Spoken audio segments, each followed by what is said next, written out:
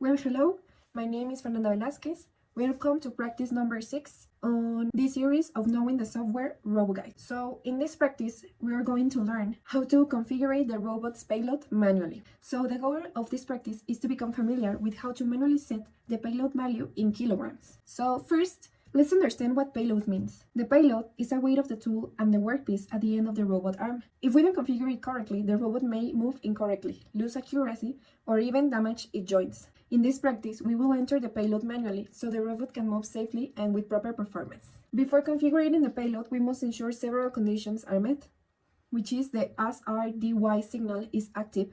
This means the robot servos are ready. No motion commands have been executed for safety.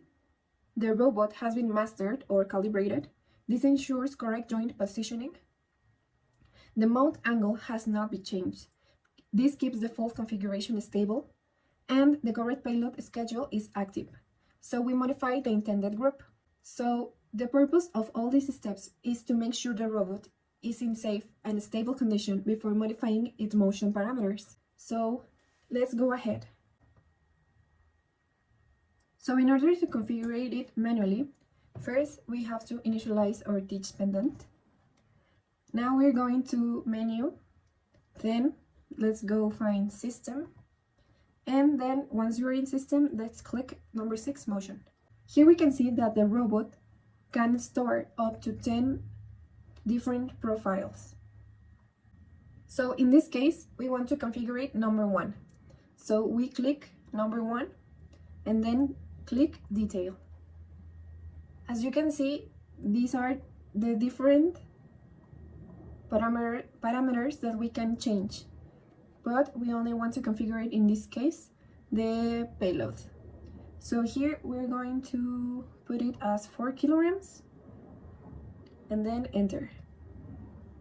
Pattern cycle time will change. Set it, we press yes, and now it's done. Here you can see that the changes are updated.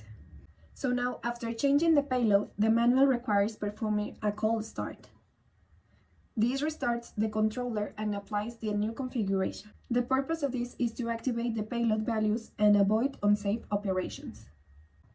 So let's make it cold start.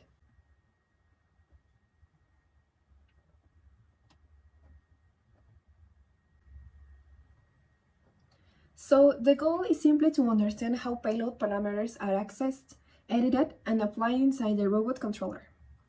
So that will be all for today. Thank you for watching.